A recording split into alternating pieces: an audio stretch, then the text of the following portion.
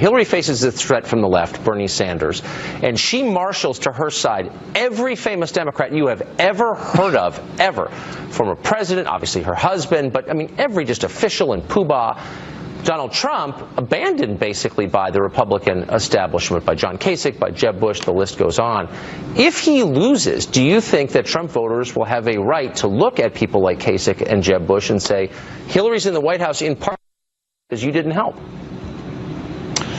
Well, I don't think that's going to last long, Tucker. Maybe I'm just an eternal optimist. I think they will be on board. Look, at 90% of the Republicans are on board. You have a handful of people that aren't. They should be on board. They have agreed to be on board. They're not on board. They should get on board.